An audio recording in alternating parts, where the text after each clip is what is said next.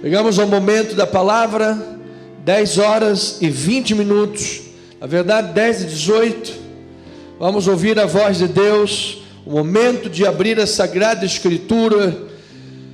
Meu coração é apaixonado, é apaixonado por falar de Jesus. Essa é a minha chamada, é o meu ministério, é minha vocação, é meu desejo, é pelo que arde o meu coração. Você pergunta, pelo que arde o teu coração? Meu coração arde por pregar a palavra de Deus. Então vamos falar sobre transformação e capacitação. O testemunho da fé dos que andam com Jesus. O texto base para a leitura prévia é Marcos 16, 1 a 18. Aqui nós vamos ler até o 8. Vamos fazer a leitura da palavra.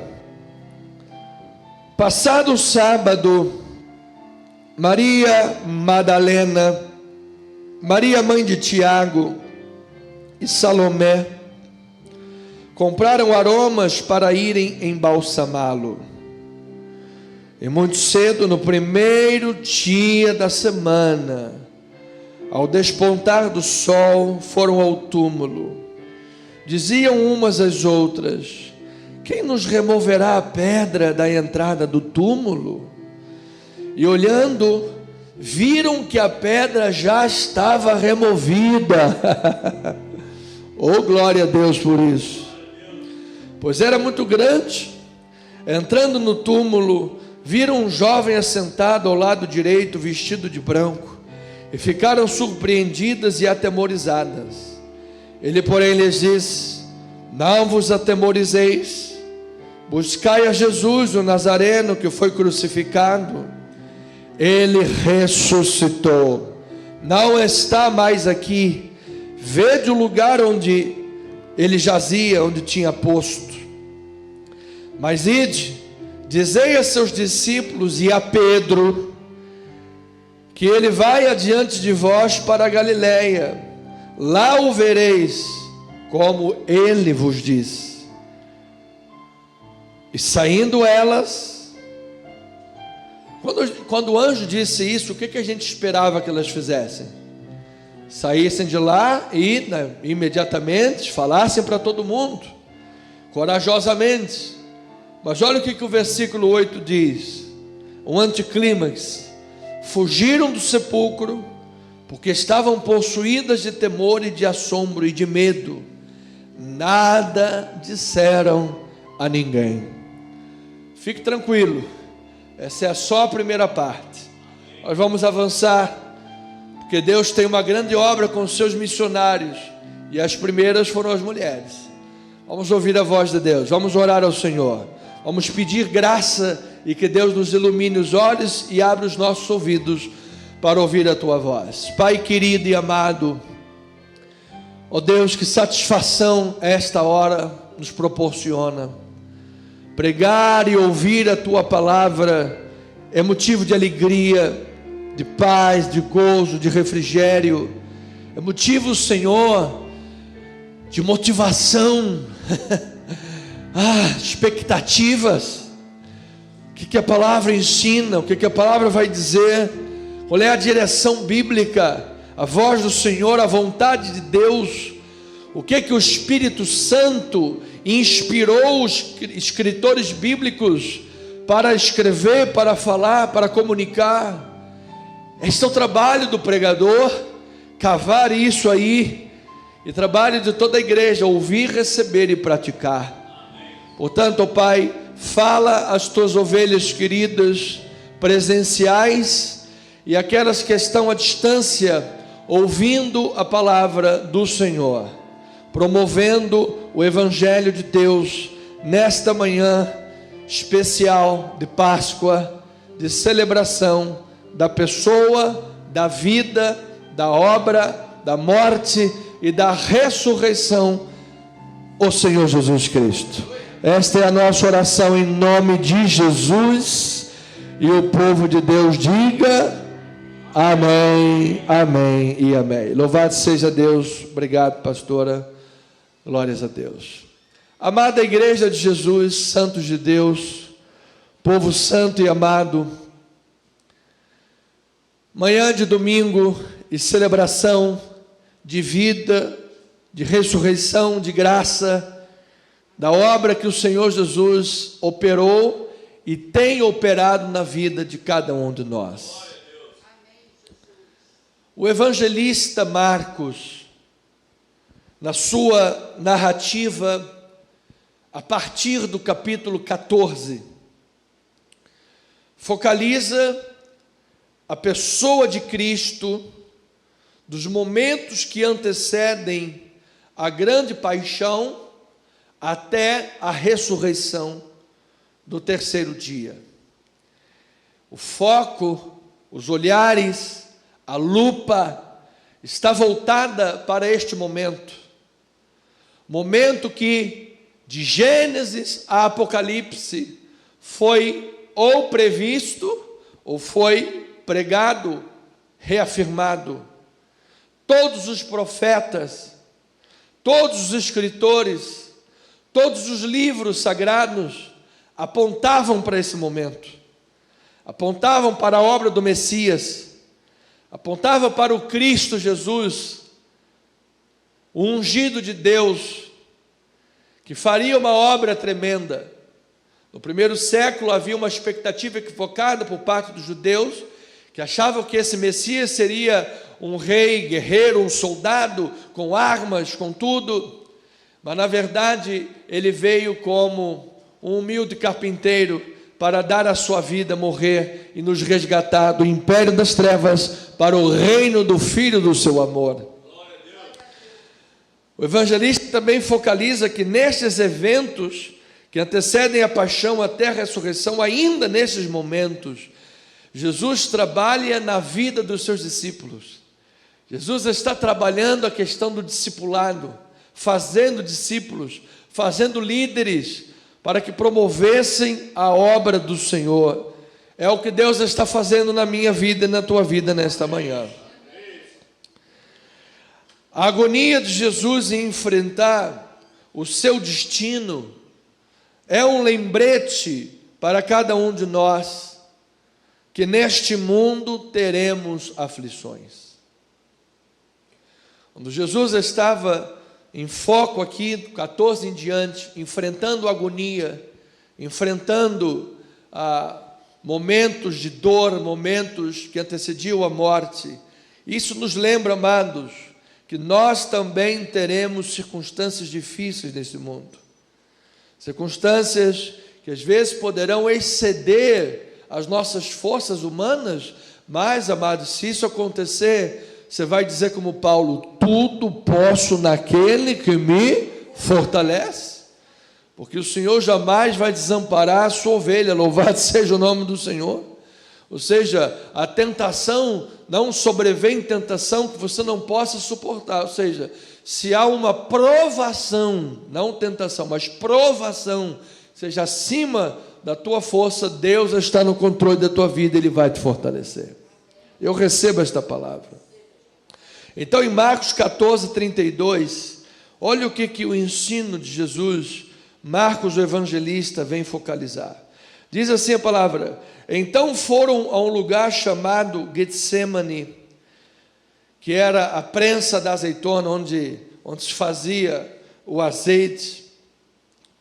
Ali chegados, disse-lhes Jesus aos discípulos: assentai-vos aqui, enquanto eu vou orar. Levando consigo Pedro, Tiago e João, diz que Jesus, no momento em que foi orar, sentiu-se tomado de pavor e de angústia. Ou seja, Jesus sabia o que estava ali aguardando. Jesus sabia o que estava prestes a acontecer. E ao saber disso, o que ele falou? Primeira atitude que o crente deve tomar: orar a Deus. Orar a Deus. Ele disse que começou a tomar de pavor, de angústia, e lhes disse: a minha alma está profundamente triste até a morte. Ficai aqui e vigiai. Vigiai. Então esse foi o chamado de Jesus. Não, amado, só passa quando eu ler, tá? Quando eu parar no versículo, volta para o outro. Isso, obrigado. Ficai aqui e vigiai. Amado, Deus tem um chamado para mim e para você nesta manhã, amado. Orai e vigiai. Você sabe que eu tenho tido essa experiência muito no nosso trânsito. Eu tenho ultimamente andado de moto. Amado, moto não tem como relaxar no volante. Às vezes no carro você dá aquela relaxada, até aquela pestanejada. Na moto não, é orar e vigiar a todo momento. Orar e vigiar, grande experiência. Então, amado, eu vou dizendo uma coisa: Deus quer um povo vigilante nesta terra, amado. É tempo de estar despertado espiritualmente. Desperta, ó tu que dormes, disse o apóstolo Paulo.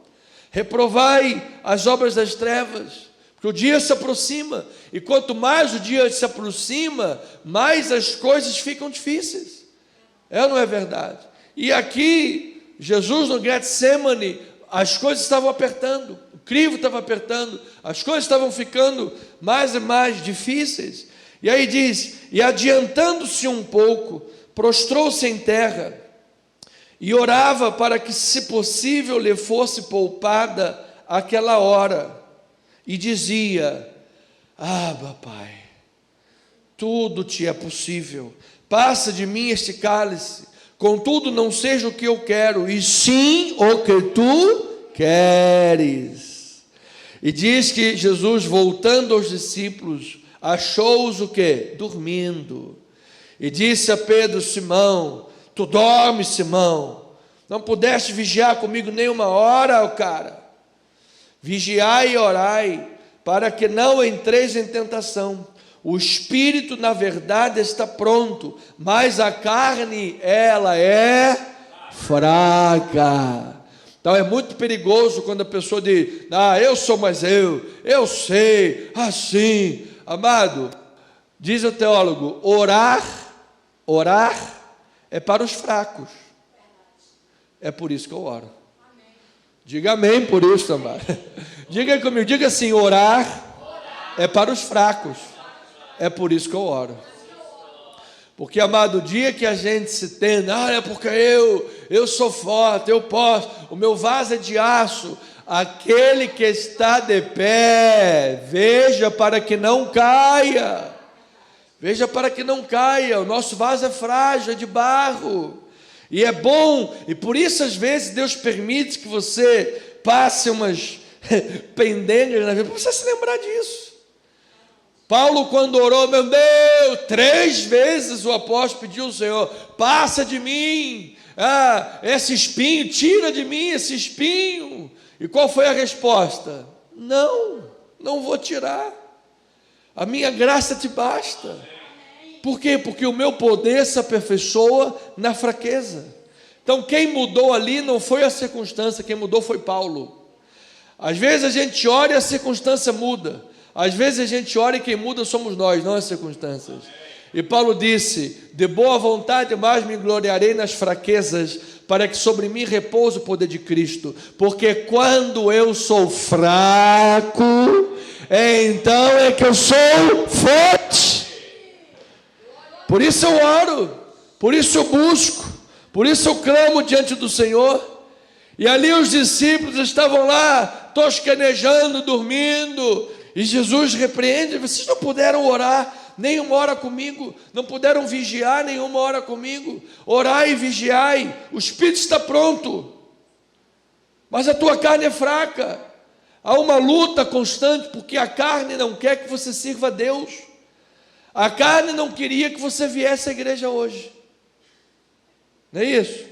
A carne coloca lá um probleminha, coloca lá uma doença, então sei lá o quê, e não vou à igreja, vou ficar dormindo. Ou isso aqui, quando é um problema real, amém, está curado, receba um milagre na tua vida, ou então está longe, distante. Mas muitas das vezes nós não viemos à igreja por preguiça,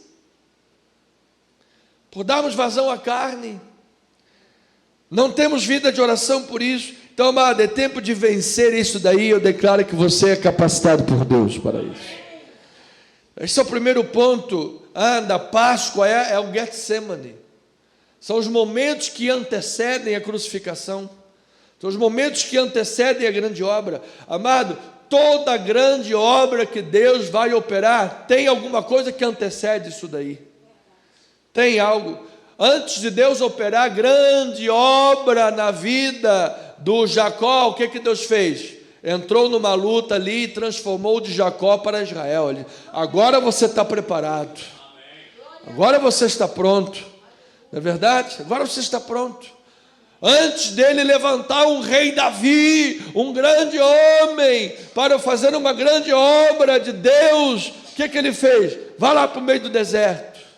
Vá lá onde ninguém está te vendo. Vá lá preparar, lá guardar as ovelhas. E veio o urso, ele lutou com o urso. E veio o leão, e ele cuidou do leão. E ele protegeu. Então ele saiu do anonimato de um deserto para ser o grande rei Davi. Louvado seja o Senhor.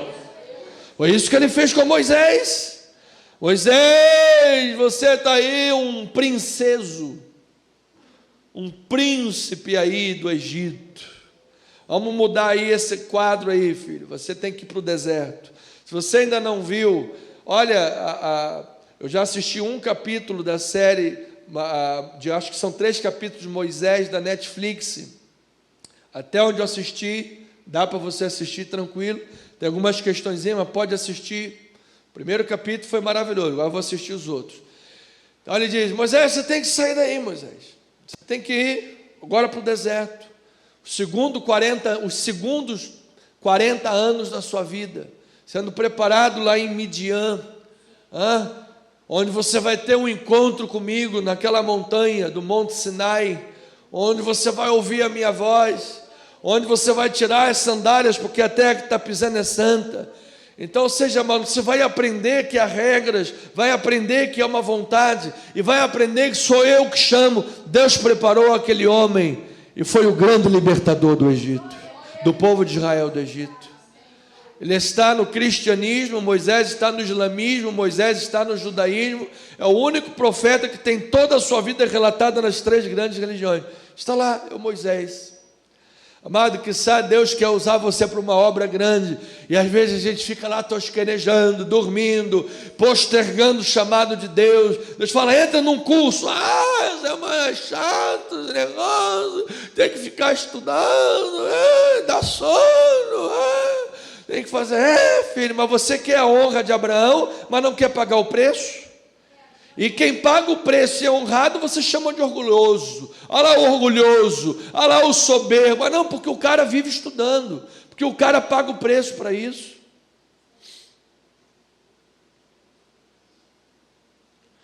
Então, amado, há um preço que nós pagamos nessa vida. E aqui os discípulos estavam deixando a desejar, porque estavam dormindo. Esse é o primeiro passo.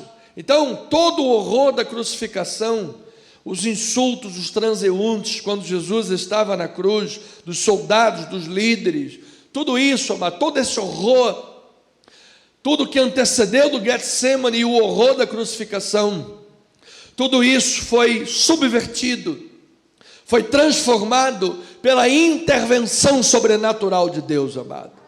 Pois eu quero lhe dizer que quando Deus intervém numa coisa, Ele transforma maldições em bênçãos. Deus transformou aquele patíbulo de horror, aquele espetáculo horrível, numa grande obra de salvação. Quando Satanás, o inferno, estava lá com um espumante, olha lá o Filho de Deus, e passava os transeuntes: você não é o Cristo, salva-te a ti mesmo, desce daí da cruz, salvou outros, não pode salvar. Amado, naquele momento de escárnio, de vexame e de dor, estava sendo providenciada a salvação do seu povo, o perdão dos nossos pecados, lavados, redimidos, justificados, pois, pela fé. Hoje você tem paz com Deus por esta obra de Jesus. De quantos momentos horrendos nasceram grandes bênçãos nessa terra? Pois é do ventre da crise que nascem os grandes vencedores. É quando o barro está sendo amassado que ele é purificado. E foi naquela obra que o véu se rasgou de alto a baixo. Naquele momento, o véu se rasgou de alto a baixo. E hoje nós temos acesso direto à presença de Deus. Se antes, uma vez por ano, o sumo sacerdote entrava lá no Santo dos Santos, uma corda amarrada nos pés, porque se ele entrasse em pecado, caía morto e alguém puxava ele pelo pezinho. Agora, amado, todos nós temos acesso livre à presença de Deus. Através da oração, através da comunhão, através da tua vida com Deus, amado. Ele está ouvindo o clamor do seu povo. Mas não há nada mais precioso do que a presença de Deus. Diga a verdade. Não há nada mais precioso. Foi naquele momento que o centurião involuntariamente testemunhou acerca da verdadeira natureza daquele que estava sendo crucificado, naquele momento de horror terrível desta obra que Deus estava fazendo. Aquele centurião olhou para e disse: este é verdadeiramente o Filho de Deus. Olha, meu amado, nos momentos de crise, de lutas, nos momentos horríveis que nós passamos de escuridade, pode ser escuro nesse mundo, mas os olhos se clareiam pela graça de Deus. São nesses momentos de sensibilidade que nós corremos por oração, é ou não é? São nos momentos de maiores lutas que mais nós oramos. São nos momentos de maiores lutas que mais nós buscamos. São nos momentos que está tudo apertando que a gente mais consegue olhar e dizer: Deus! É assim que Deus faz uma obra. Se grande parte das pessoas, como diz o ditado, não vem pelo amor, vem pela dor. Às vezes chega tudo quebrado, aos frangalhos, caquético. Mas nesse momento, amado, Deus transforma um vaso quebrado em vaso útil de honra para a sua glória. Olha aí Marcos capítulo 15, versículo 31, 32 e 36, e diz a palavra do Senhor: de igual modo os principais sacerdotes com os escribas, escarnecendo entre si, diziam: salvou os outros, a si mesmo não pode salvar-se. Desça agora da cruz Cristo, o Rei de Israel, para que vejamos e creiamos. Também os que com ele foram crucificados o insultavam. 36. E um deles correu a embeber uma esponja em vinagre, e pondo-a na ponta de um caniço, deu-lhe de beber, dizendo: deixai, vejamos se Elias vem tirá-lo. Olha, escárnio em cima de escárnio. Profeta de Deus, homem de Deus, é escarnecido a todo momento. Mas Jesus, dando um grande brado, expirou, e diz a palavra, versículo 38, o véu do santuário rasgou-se em duas partes, de alto a baixo. O centurião que estava em frente dele, vendo que assim expirara, diz: verdadeiramente este homem era o Filho de Deus. Oh, amado, Deus vai te surpreender quando você estiver lá, amado, observando circunstâncias. Deus vai abrir olhos do coração. Deus vai converter pessoas das trevas para a luz. Por mais que a provisão de Deus às vezes seja como uma nuvem escura e carrancuda, por trás dessa nuvem escura e carrancuda, Deus está sorrindo para você. O sol continua brilhando. E são muitas vezes nesses momentos que os nossos olhos se abrem e a gente compreende que Deus está fazendo uma obra. Louvado seja o nome do Senhor. Então, desde segundo a nossa contagem, ainda quinta-feira, do Getsemane, o momento era de dura provação, discípulos dormindo, traidor se aproximando, angústia e pavor da morte assolavam a Cristo. Mas o que é que Jesus estava fazendo, pastor? Jesus estava orando. Jesus estava orando. estava vencendo os conflitos que o cercavam, estava mantendo a disposição de suportar o sofrimento da paixão, de cumprir a missão, de render-se à vontade do Pai pela oração, andando de acordo com a palavra de Deus, e o fez na cruz do Calvário. Desde os momentos do Getsemane até o alto daquela cruz, Jesus estava andando de acordo com a palavra de Deus. Jesus estava andando de acordo com a vontade de Deus.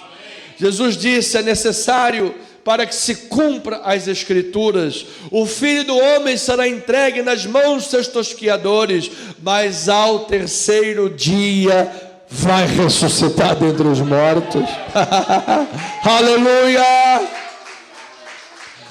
Amado, amada, internauta, eu vou lhe dizer uma coisa: desde o Getsemane até a cruz, é importante que o cristão esteja andando de acordo com a palavra de Deus. É importante que o cristão esteja dando passos de acordo com a palavra de Deus.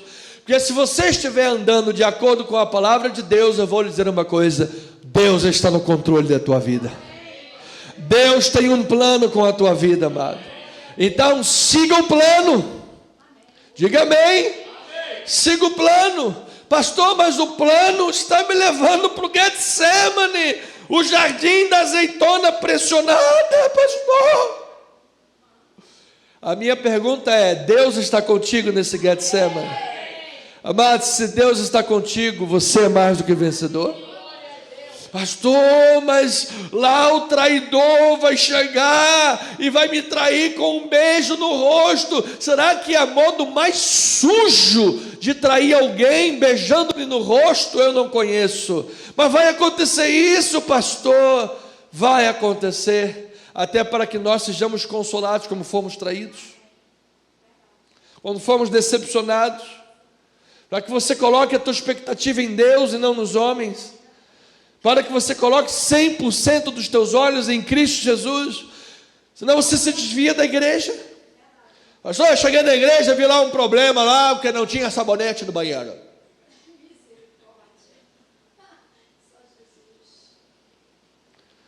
Pastor, a outra igreja foi problema, não tinha papel no banheiro. Problema, hein? Mas você vai deixar a igreja por causa disso? Traz papel no próximo culto. Passa no mercado, compra um sabonete, põe lá. Não é verdade? Sirva ao Senhor com alegria, amado. Deus vai recompensar grandemente a tua vida, para a glória do Senhor. Então siga o plano. Então, nesse plano divino e soberano de Deus, no meio do sofrimento, nós somos conduzidos à plena realização da vontade de Deus. Às vezes nós não entendemos nada. Pastor, às vezes o negócio é pedra para todo lado. É pedra, é problema. Telefone toca, eu já nem atendo o telefone mais. Se não for de gente conhecida, eu nem atendo. É Casa Bahia, é C&A, Ponto Frio, Carrefour me ligando. Essa gente me ama. Eu acho que se eu cair náufrago, que nem o Wilson, lá no meio da ilha, eles vão me achar. Eles vão me achar. Nem atendo mais. É problema para todo lado. Amado, alguma coisa de Deus vai acontecer na tua vida aí, meu amado. Deus vai te conduzir à plena realização da vontade dEle. Isaías diz que Deus faz o seu caminho no meio da tormenta, amado. E às vezes deixa a gente sem entender mesmo. Não queira entender tudo não, hein? Não queira entender tudo não, porque Deus às vezes quer que você não entenda, porque mais importante do que entender é aprender a confiar no Senhor, amado. Porque se você confia em Deus, você tem paz. Olha que o próprio Cristo nos deu testemunho disso. Pai, Pai, por que me desamparaste? Essa foi a oração do Filho de Deus. Por que me desamparaste, Pai? Você imagina, Jesus não tinha pecados, santo, o amor em pessoa. Por que me desamparaste? Por quê? para que você e eu não fôssemos desamparados. Foi por isso que Deus Pai permitiu que Deus Filho fosse desamparado naquela cruz, para que nós fôssemos amparados por Deus. Porque Deus amou o mundo de tal maneira que deu o seu Filho unigênito, para que todo que nele crê não pereça, mas tenha a vida eterna. Louvado seja o nome do Senhor. Deus seja louvado. Então, amado, em Cristo Jesus, seguindo o plano de Deus, toda quinta-feira do Getsemane, toda sexta-feira da paixão, vai culminar no domingo da ressurreição. Quando as mulheres chegam no túmulo, elas veem a pedra removida. Pastor, fiquei com uma dúvida. Porque Jesus entrava nas casas, depois de ressuscitado, com as portas fechadas. Passava no meio das portas fechadas. Por que a pedra foi removida? Ela não podia passar no meio da pedra? Podia. Mas se Jesus fizesse isso, ninguém ia ver a glória de Deus. Ele removeu aquela pedra para que aquelas mulheres vissem a glória de Deus. Foi ali que ele jazia? Então olha ali, pois está vazio, ele não vai estar aqui. Jesus ressuscitou. Quando Abraão foi provado, amado, por que Abraão foi provado? Foi provado para que Abraão mesmo visse que ele tinha um coração bom. Ou você acha que Deus não sabia? Você acha que Deus, eu vou dar uma provada em Abraão para ver, porque eu não sei muito bem, não conheço bem, não sei quem é Abraão, coração do homem é terra que ninguém anda, então vamos lá, vamos dar uma provada nele.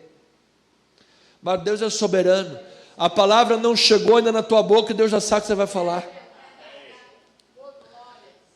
Então quem precisava daquilo era o próprio Abraão, para chegar lá e estender o cutelo. Por quê? Porque Deus não divide o espaço dele com ninguém. Se você coloca qualquer pessoa ou qualquer coisa no lugar de Deus, você é um idólatra. Ninguém pode estar acima de Deus. Deus tem o primeiro, o último, o segundo, o terceiro, o quarto lugar na tua vida, louvado seja o Senhor. Todos os lugares. Então ele removeu aquela pedra para que aquelas mulheres vissem, amado. Deus estava no controle de todas as coisas. Era o plano. Então a ressurreição de Jesus nos ensina que nossos fracassos da velha natureza somente hão de ser superados em Cristo. O homem natural não entende as coisas do Espírito. O homem natural não consegue ver a glória de Deus. O homem natural não consegue ver a pedra removida e a glória de Deus. Ele cria teorias, não, Jesus não morreu. Não, roubaram o corpo de Jesus. Não, ele é assim. Amado, se Jesus não morreu, se roubaram o corpo de Jesus, ou qualquer outra coisa, era muito fácil jogar o cristianismo por terra. Era só apresentar Jesus. Não é verdade? Era só apresentar o corpo dele, está aqui. Mas acontece, amado, que ele ascendeu ao céu em glória, porque Jesus ressuscitou. Ninguém pode impedir a glória de Deus. O homem espiritual aprende a discernir, a perceber as obras e os cuidados de Deus. Amado, é nesses Getsêmanes, é nessa sexta-feira da paixão, quando tudo parece que está culminando contra você, ao sinédrio, aos soldados romanos, ao traidor Judas, aos discípulos dormindo, ao abandono dos discípulos, ao terror e o pavor daquele momento que Jesus iria carregar o peso dos pecados e as agonias das pessoas. Mas neste momento, amado, nós olhamos e percebemos que Deus está cuidando de nós, porque Ele diz, seja feita a tua vontade. Louvado seja, porque neste momento um véu se rasga de alto a baixo, porque neste momento há um centurião que olha e consegue, ainda que involuntariamente, dizer, gente, este homem era verdadeiramente o Filho de Deus. Amado, que os nossos olhos se abram para ver o que Deus está fazendo em nossas vidas, que nossos corações sejam gratos para entender o que Deus está operando em nossa vida, amado. E quando os olhos se abrem, o coração percebe a obra de Deus, a única coisa que a gente pode dizer é, Ele é Jesus, Filho de Deus, soberano e Senhor. Ele está no controle da minha vida, louvado seja. Olha o que Paulo diz em 2 Coríntios 4, 7. Diz a palavra: temos, porém, este tesouro em vaso de barro, para que a excelência do poder seja de Deus e não de nós. Em tudo somos atribulados, porém não angustiados. Somos perplexos, porém não desanimados. Perseguidos, porém não desamparados. Abatidos, porém não. Isso aí é um cuidado de Deus na tua vida, amado. Louvado seja o Senhor. Aí ele diz: levando sempre no corpo o quê? O morrer de Jesus, para que também a sua vida se manifeste.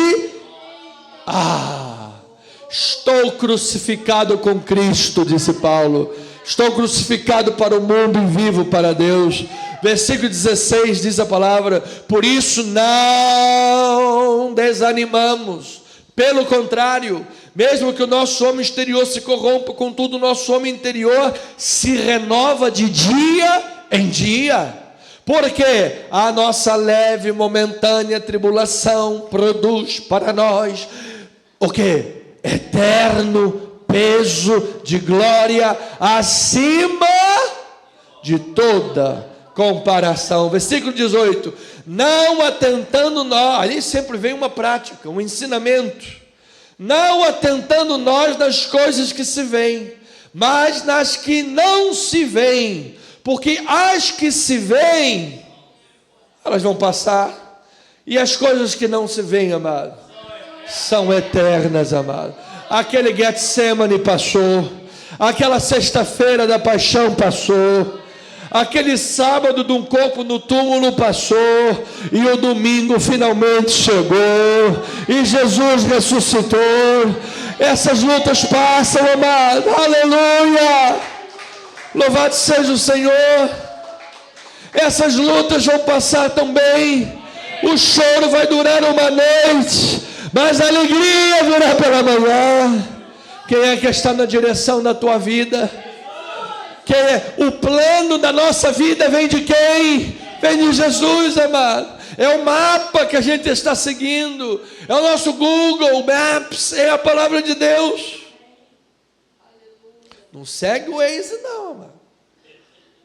E o Waze vai parar dentro de um morro aí qualquer, aí no tiroteio, no momento errado, né? No momento errado, que os morros, favelas é uma bênção. Eu mesmo ando, entro em todos os lugares, mas no momento errado, no momento de tiroteio, o Waze, justamente no tiro, o Waze te faz entrar lá. Seja livre em nome de Jesus. Então, amado, o evangelista Marcos destaca que no plano soberano de Deus, o cristão só pode superar a incredulidade e o fracasso espiritual da velha natureza através de duas coisas. Primeiro, da força que nós recebemos ao considerar o testemunho dos irmãos, sabendo que Deus escolhe os humildes e desprezados para realizar a sua obra. E em segundo lugar, nós superamos a incredulidade e o fracasso espiritual através da transformação concedida, operada pelo encontro com Jesus e o caminhar com Jesus ressurreto. Então, você quer superar fracassos, debilidades, pecados em Cristo Jesus? Então, amado, considere o testemunho dos irmãos, sabendo que Deus escolhe humildes, pequenos e desprezados. Considere, veja Marcos 16, versículo 9 a 14, diz assim: havendo ele ressuscitado de manhã cedo, no primeiro dia da semana, apareceu primeiro para quem? Maria Madalena, da qual expelira 7 demônios, e partindo ela, foi o fazer o quê? Anunciá-lo. Você veja, essa aqui teve um encontro com Cristo ressuscitado, já teve uma postura diferente das outras, ela já foi anunciar, foi anunciá-lo aos companheiros, a partir daquela, anunciaram aos companheiros de Jesus, que se achavam tristes e chorando. Louvado seja Deus. Versículo 11: estes, ouvindo que ele vivia e que fora visto por ela, fizeram o quê? Um banquete. Oh, que maravilha, Jesus está vivo. Eles não acreditaram, não deram crédito, não consideraram o testemunho daquela irmã. Depois disso, manifestou-se em outra forma. Jesus não se deu a conhecer a outros 2 discípulos, manifestou-se a eles de outra forma, a 2 deles que estavam de caminho para o campo. E aí agora, versículo 13: e indo eles o anunciaram aos demais, mas também a estes 2 eles não fizeram o quê? Não deram crédito. Mas se o irmão viver uma obra de Deus na sua vida, de fato, é bíblico. Nós estávamos falando antes do culto, o testemunho de uma pessoa não pode ser algo antibíblico.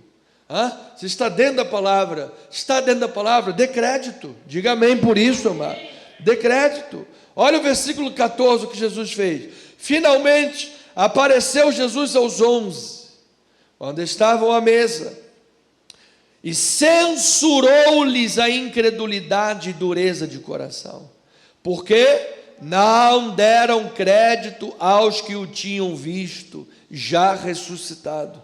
Então, amado, isso se chama reducionismo da fé.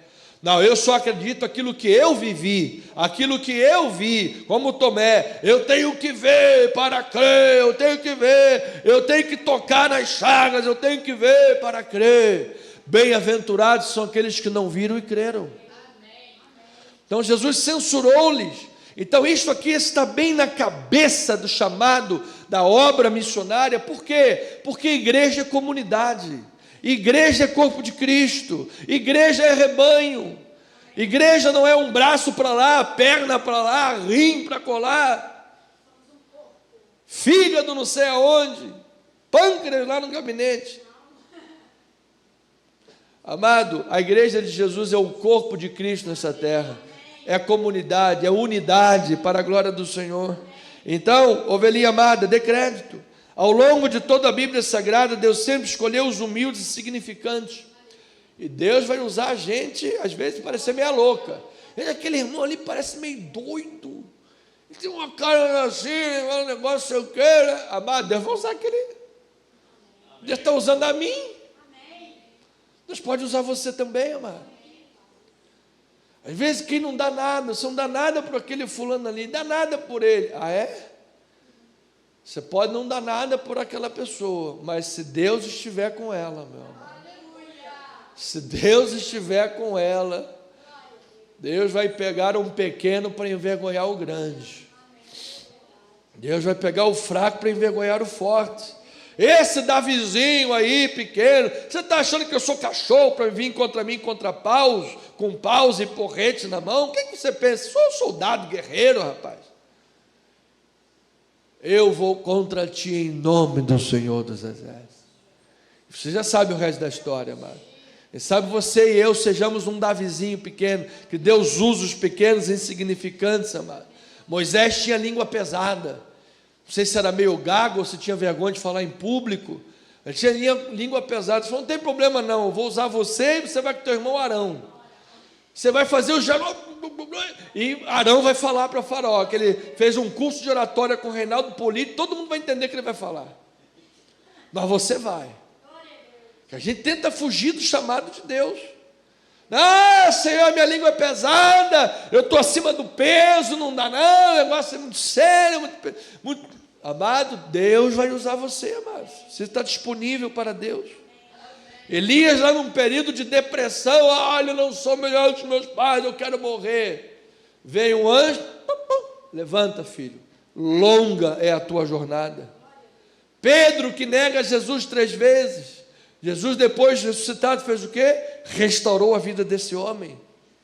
E o José sonhador, que ficou preso lá, um pequeno, era escravo, depois lá na casa de Potifar, era um ninguém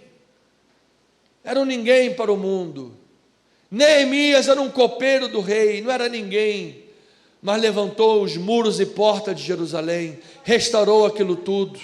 Sabe por quê, amado? Porque Deus usa as pessoas pequenas. Deus usa as pessoas pequenas. Então, ovelhinha amada, essas pessoas foram transformadas em heróis da fé, pelo poder que operava na vida delas. Amado, qual é o poder que está operando na tua vida? É Jesus. Diga: é Jesus. Cristo em nós, esperança da glória. É Jesus, amado. Então, esse testemunho é o testemunho que tem toda a credibilidade, amado, porque é uma das provas da ressurreição de Jesus. É uma das provas da ressurreição de Jesus. Nada mais poderia ter transformado aquele grupo tão simples, tão humilde, tão limitado de recursos, como os 12 discípulos, nos emissários tão vitoriosos que se tornaram. Jesus pegou pessoas iletradas, incultas, pessoas sem capacidade, e transformou-as em grandes pregadores. Diga glória a Deus por isso. Semelhantemente, o testemunho das mulheres não era aceito. O testemunho das mulheres não era válido. Pastor, será que não teria sido melhor então Jesus pegar logo o líder do sinédrio? Não, amado, ele escolhe os pequenos para envergonhar os grandes. Ele pegou as mulheres cujo testemunho era invalidado, não era credibilitado. Quem sabe você está sendo hoje descredibilitado, achacado, posto contra a parede, pente fino em cima de você. O que você fala é posto em crédito toda vez. Deus vai te usar grandemente, amado. Hebreus 12, 1 a 3, diz a palavra do Senhor: portanto também nós, visto que temos a rodear-nos tão grande nuvem de testemunhas, desembaraçando-nos de todo o peso e do pecado que tenazmente nos assedia, corramos com perseverança a carreira que nos está proposta. Como é que a gente vai fazer isso, pastor? Olhando firmemente para o autor e consumador da fé, Yeshua HaMashiach, Jesus, o qual, em troca da alegria que lhe estava proposta, suportou a cruz, não fazendo caso da ignomínia, e está sentado à destra do trono de Deus. Considerai, pois, atentamente aquele que suportou tamanha oposição dos pecadores contra si mesmo, para que não vos fatigueis, desmaiando em vossa alma. Então você considera o testemunho? Diga amém. Amém. Você está pronto para considerar o testemunho de pessoas usadas por Deus? Deus vai nutrir a tua fé. Então, para superar a incredulidade, o fracasso da velha natureza, é preciso caminhar com Jesus, é preciso crer na exposição da palavra, compreender a vontade de Deus e se dirigir por ela. Quem é que caminha com Jesus? Quem é que tem um encontro com Jesus? Quem crê na palavra, quem caminha de acordo com a palavra. Olha lá, Marcos 16, 12, diz assim: depois disso manifestou-se em outra forma a 2 deles, que estavam a caminho para o campo. Pastor, eu já vou lhes falar quem eram esses 2. Estavam fugindo dos planos de Deus. Mas Deus não quer que você fuja dos seus planos. Deus tem algo grande para a tua vida. Amém. Você está pronto? Você quer caminhar com Jesus? Amém. Então veja, ovelhinha amada, que em todo o Antigo Testamento, em toda a palavra, Deus sempre falou primeiro e exortou para que o povo não se desviasse. E quando o povo se desviava, depois Deus ia lá e fazia o quê? Disciplinava. Foi assim que aconteceu com a geração do deserto, com os juízes, na época dos juízes, o povo foi entregue aos filisteus, o exílio da Síria e da Babilônia. Todas as vezes que o povo não ouviu a palavra, não creu na palavra e se desviou e deixou de andar nos caminhos do Senhor, veio a disciplina. A velha natureza superou. Todas as vezes que um crente anda na carne, todas as vezes que um crente não ouve a palavra, quem é que prevalece? É a velha natureza. O próprio Pedro e todos os outros, amados. Então, o que é maravilhoso nisso tudo é saber que Deus operava de forma redentiva. Todas as vezes que Deus disciplinou e Deus falou, era para salvar, era para trazer o seu povo de volta ao caminho.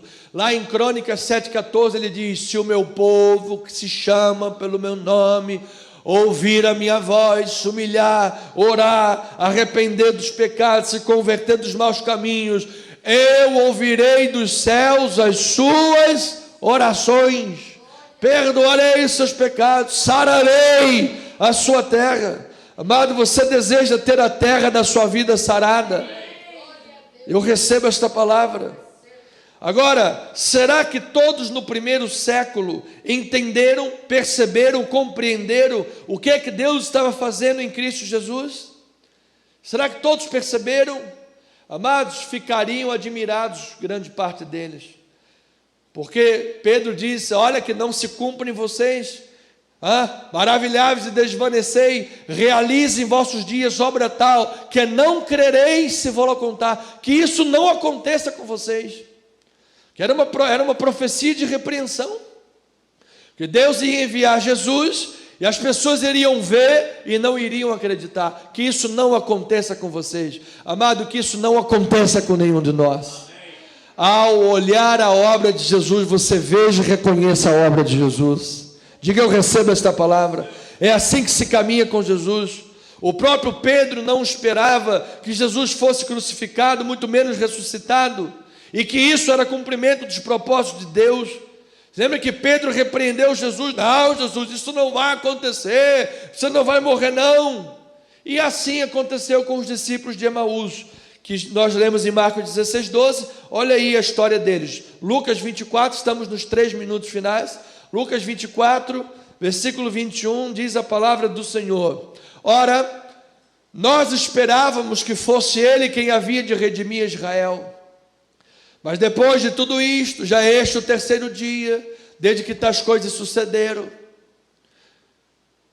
É verdade também que algumas mulheres das que conosco estavam nos surpreenderam, tendo ido de madrugada ao túmulo, e não achando o corpo de Jesus, voltaram dizendo terem tido uma visão de anjos, os quais afirmam que ele vive. De fato, alguns dos nossos foram ao sepulcro. Olha aí o testemunho das pessoas, hein? Olha aí, pessoas testemunhando, hein? E esses estavam fugindo porque não deram crédito. Mas aí eles não deram crédito. Jesus foi tão misericordioso e se colocou no caminho deles, para eles terem uma experiência. Foram ao sepulcro e verificaram a exatidão dos que disseram às mulheres, mas não o viram. Então lhes disse Jesus: honestos e tardos de coração para crer tudo que os profetas disseram, porventura não convinha que o Cristo padecesse, entrasse na sua glória? E começando por Moisés, discorrendo por todos os profetas, expunha-lhes o que a seu respeito constava em todas as Escrituras. 32, e disseram um ao outro: porventura não nos ardia o coração quando ele pelo caminho nos falava, quando ele nos expunha as Escrituras? Louvado seja o Senhor. Amados, esses irmãos estavam na fuga dos descrentes. Eles não acreditaram no testemunho dos seus irmãos em Cristo Jesus. Eles deixaram de ouvir a ordem de Jesus, que era para permanecer na cidade, e eles estavam fugindo de Jerusalém, fugindo dos propósitos de Deus, fugindo dos planos do Senhor. A velha natureza estava ali vivinha, determinando os passos deles. Mas Jesus, louvado seja o Senhor, Jesus se colocou no caminho deles, explanou as Escrituras, e então, caminhando com Jesus e crendo na palavra com o coração ardendo, veio o entendimento. E o que é que eles fizeram, pastor? Mudaram de direção e voltaram para Jerusalém. Versículos 44 a 48 diz a palavra: a seguir Jesus lhes disse: são estas as palavras que eu vos falei, estando ainda convosco. Importava se cumprisse tudo que de mim está escrito na lei de Moisés, dos profetas e nos salmos. Então lhes abriu o entendimento para compreenderem as Escrituras. Ele lhes disse: assim está escrito que o Cristo havia de padecer e ressuscitar dentre os mortos no 3º dia, e que em seu nome se pregasse arrependimento para remissão de pecados a todas as nações, começando de Jerusalém. Vós sois testemunhas destas coisas. Você é testemunha destas coisas. Diga: eu sou testemunha destas coisas. Vós sois testemunhas. Amado, você crê na palavra de Deus? Você crê no Evangelho de Jesus? Você crê que o túmulo ficou vazio? Você ama Jesus? Então, meu amado, você é testemunha dessas coisas. Você foi chamado a expor esta verdade às nações. Você foi chamado a pregar o Evangelho de Cristo a toda criatura. E através da tua vida, a palavra diz: sinais, prodígios e maravilhas hão de seguir aqueles que creem. E se eu creio, eu dou glória a Deus. Então, ovelha, eu termino esta mensagem com duas aplicações. Em primeiro lugar, no plano divino e soberano de Deus, Ele escolhe os humildes, os desprezados, para realizar a sua grande obra. Portanto, não despreze o testemunho da fé e nem se exclua de ser usado por Deus. Deus quer usar a tua vida, amado. Aquilo que Deus fez na vida dos irmãos é para a edificação de todo o corpo de Cristo. Deus pode usar a mim e a ti para a edificação do corpo de Cristo. Deus quer edificar uma igreja sólida, uma igreja sobre a rocha. Para isso precisamos de unidade. Para isso precisamos de dar credibilidade ao testemunho da fé que está baseado na palavra de Deus. E diz a palavra: conhecereis a verdade, e a verdade vos libertará. Certa vez eu estava orando a Deus precisando de um milagre, e achava eu que precisava de um milagre. Deus, eu preciso de um milagre. Deus, eu preciso de um milagre. Deus, eu preciso de um milagre. Quando eu cheguei na igreja, uma irmã que eu não conhecia, nunca tinha visto na minha vida, ela chegou e disse: olha, Deus mandou te dar um abraço. E ela me deu um abraço. Aquele abraço foi o milagre que eu precisava. Eu saí dali transformado. Deus usou uma irmã e fez um milagre na minha vida, amado. Essa é a credibilidade, é o testemunho da fé. Em segundo e último lugar, o crente vence o pecado, supera a velha natureza quando caminha com Jesus. Quem sabe alguém esteja andando na estrada para Emaús, fugindo dos planos de Deus, não dando crédito ao testemunho da igreja, não ouvindo a voz do Senhor, mas que nesta manhã o Espírito de Deus em Jesus Cristo tenha se colocado no teu caminho nesta manhã para transformar a tua vida. Marcos 14, 27 a 31 diz a palavra: então lhes disse Jesus: todos vós vos escandalizareis, porque está escrito: ferirei o pastor e as ovelhas ficarão dispersas. Mas depois da minha ressurreição, irei adiante de vós para a Galileia. Disse Pedro: ainda que todos se escandalizem, eu jamais, eu sou mais eu. Respondeu-lhe Jesus: em verdade te digo que hoje, nesta noite, antes que 2 vezes cante o galo, você vai me negar 3 vezes. Respondeu-lhe 3 vezes. Próximo. Mas ele insistia com mais veemência ainda: que me seja necessário morrer contigo, de nenhum modo te negarei. E diz a palavra: assim também todo mundo concordou com Pedro.